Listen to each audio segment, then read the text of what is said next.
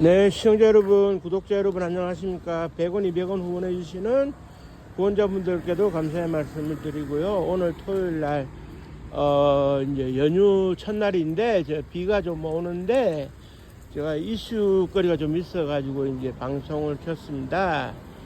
우리나라의 그런 해묵은 숙제라고 할 수가 있는데요. 엊그저께 이제 뉴스에 이제 나왔죠. 우리가 이제 친일파 하면 제일 먼저 떠올릴 수 있는 이완용, 을사오적으로 대표되는 이 이완용의 증손자 되시는 분이 나이가 좀 물론 있지만 이분이 자기의 이제 소위 이완용 정조 할아버지의 이제 땅을 이제 찾도록 해달라 법원에 이제 재판을 해가지고 이제 행정소송에서 이기고 그 땅을 30억 상당의 시가로 처분을 해서 30억 원을 현금화한 다음에 캐나다로 유유이민 갔다. 세상에 이런 법이 있느냐. 그래 이제 사실 그렇지 않습니까? 2005년도쯤이었어요. 노무현 대통령이 지시를 해가지고 그때는 자치부죠. 행정자치부 산하국가기록원에다가 지시를 해가지고 토지대장을 가득 이렇게 전산화를 시켜놨으니 조상님들 이제 땅 이제 있는 거 모르는 사람들을 위해서 이렇게 땅을 찾아줄 수 있도록 해라. 그래 이제 조치에 대해 가지고 저는 반대적 입장을 표명했어요. 그렇게 되면 역사적 상황상 그런 친일파 후손들이 땅 찾아가기 쉽게 된다. 이건 좀 아니지 않을까라는 생각을 했었는데 그게 우려가 현실이 된 거는 오래전부터 있어 왔던 얘기입니다. 친일파의 후손들이 이제 조상의 땅을 합법적으로 재판을 해서 찾아가고 땅 내놓으세요 해가지고 그래 왜 이런 일이 이제 백주대낮에 이제 벌어지느냐에 대해 가지고 그 시절의 상황을 이렇게 살펴야 됩니다. 그러니까 이제 1876년도 강화도 조약이죠. 조일 수호조규라고 해가지고 이제 강화도 조약으로 통칭되는 일본의 진출의 발판을 삼은 조약이 체결이 되는데 그 이후 일본이 계속적으로 침략을 해오다가 일일이 이렇게 압수하고 뺏는 건 아니었어요. 그렇지만 자기들의 필요에 의해서 토지가 필요하니까 1911년도에 토지조사 사업을 벌였는데 이 근대적 토지조사 사업에 대해 가지고 우리 이제 조선시대 500년을 살아는 사람들의 입장과는 전혀 이제 배치가 되다 보니까 전 국토의 약 11%가 동양 측식 주식회사로 넘어가게 돼 가지고 조선 총독부에서 관리를 하면서 개간을 한 지역도 있고 그 다음에 철도 부지로 이제 넘어가는 것도 있고 그 다음에 이제 일본에서 건너오는 진출 이민자들에게 헐값에 분양하는 경우도 있고 그런데 이때 당시에 일제 협력을 해서 부귀영화를 누리게 되는 친일파로 분류될 수 있는 사람들은 소위 어떻게 되느냐 최고위급의 경우에는 이제 자기를 받았어요. 자작이라든지 백작 후작 이런 식으로 그래서 이제 이완용이 최고의 등급까지 올라간 사람인데 그러면서 은사공채라고 하는 것을 이렇게 또 받았어요. 은사공채라고 하는 것을 이제 주니까 받았다고는 하지만 일단 받았어요. 받았고 그 다음에 이제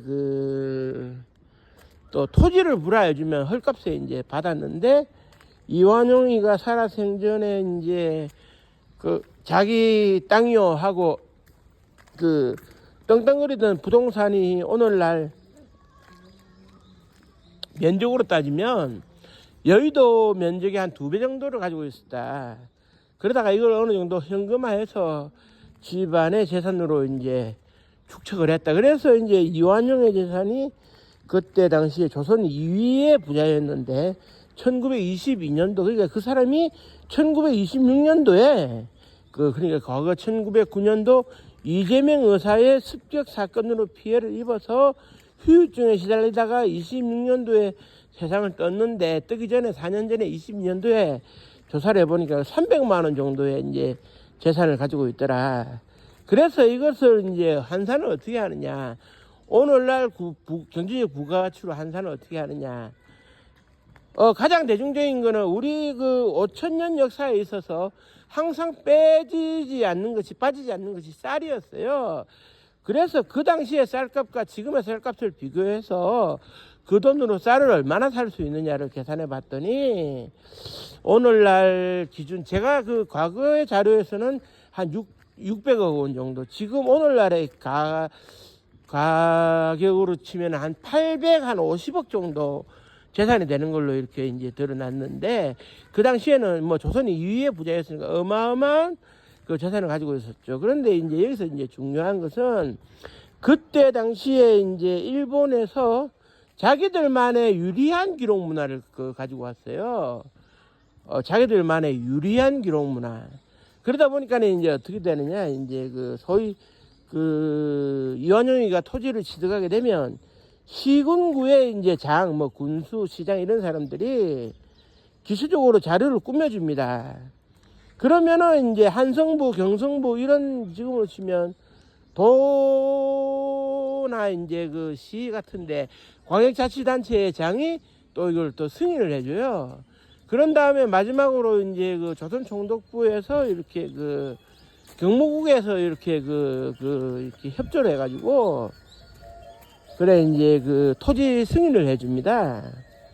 그러면은 이제 그 기록이 남아 있으니까 그 기록을 토대로 해서 이완용이 남긴 재산이다, 부동산이다 이러면은 국가의 입장에서는 개인 재산을 침해할 수는 없으니 후손들이 가져가는 게 정당하다라고 판결을 내리는 거예요. 그런데 이제 문제는 뭐냐, 일반 서민들이 여기는 내 땅이니까 내 권리를 찾고 싶소, 이게 안 된다는 겁니다. 무슨 얘기냐, 일제강점하에 이제 토지를 마구잡이로 이렇게 강취를 하던 그 시절에 일반인이 그러한 절차를 밟으려고 하면 조선총독부 자체적으로 방해를 했어요. 너희들이 무슨 땅을 땅 주인 노릇 하려고 하고 있어, 이런 식으로.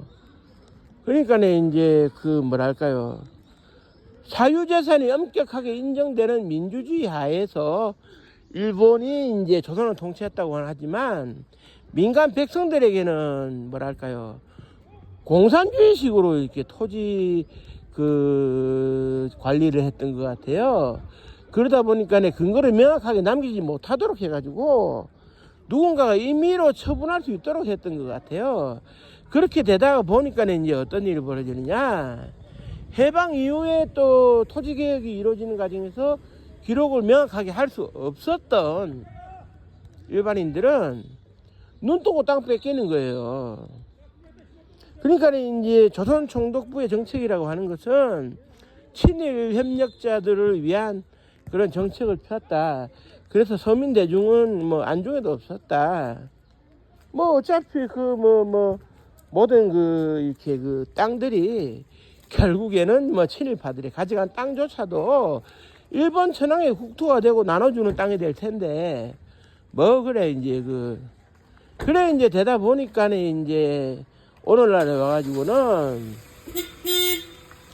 어떻게 되느냐, 이제 친일 세력들은 그 당시에 일본 제국주의 정책에 의해서 기록을 보존받고 확인받게 되다 보니까 그 근거를 바탕으로 오늘날 땅을 찾아갈 수 있는 여건이 되는데, 그때 당시에 조선총독부의 정책에 협조를 받지 못해가지고 기록 제도에서 소외된 사람들은 그냥 얼렁뚱땅 있다가 땅 뺏기는 거예요. 그러니까 오늘날 근거가 없으니까 땅을 이렇게 어떻게 할 수가 없다. 상당히 불합리한 거죠. 그러니까 그 당시에 조선총독부의 정책이 반영이 돼가지고 오늘날 이제 토지 공개념의 이제 개념에서 이제 뭐라 할까요? 이제 그 국가가 이제 그런 정책을 펴서 뭐 무리하게 후손들이 친일의 후손들이 토지를 점유하지 못하도록 하는 이런 절차가 있어야 되는데 그걸 아무도 하지 않았어요. 그래가지고 이제 소위 반민특위도 무력화되고 친일 청산이 제대로 되지 않은 상황에서 기록 제도는 나날이 발전하니까 애시당초에 기록이 굳어진 상태에서 친일파들은 그 기록이 더 업그레이드가 되니까 자기들한테는 더 유리해지는 거예요. 우리는 더 큰 소리를 칠 수 있다. 그와 반면에 이제 뭐라 그래야 됩니까? 그와 반면에 이제 뭐라 그래야 되느냐? 일제시대 때 일부러 이제 기록이 좀 부실하게 이제 대접받은 사람들은 기록 제도에서 소외가 되다시피 해가지고 기록을 제대로 남기지 못함으로 인해 가지고 그 후손들에게 땅이 이제 대대손손이 이제 물려줄 수 없는 그런 일제 시대 때 말 안 되는 그런 정책의 희생양인 것이죠. 그런 시대적 상황을 감안하지 않고 법의 잣대로만 이제 재판을 하니까 이런 일이 벌어지는 겁니다. 그렇기 때문에 부칙을 달아가지고 이거를 보완할 수 있는 시스템을 역사학자들이 참여한 가운데 법 정비를 해야 되는데 아무도 안 했어요. 그래 이제 이거를 하자고 하니 반대하는 사람도 엄청 많고 저도 이 제도를 추진하자고 했다가 사실 이메일로 협박을 많이 받았어요. 당신 뭐 하는 사람이냐. 이거는 이제 민주주의 회사인데 자본주의 회사지만 역사적 배경과 근원을 살피지 않고 이렇게 자본주의다 이렇게 뭐다 운운하는 것은 그건 잘못된 것이죠. 앞으로 이와 같은 일이 안 일어난다고 보장을 못하니까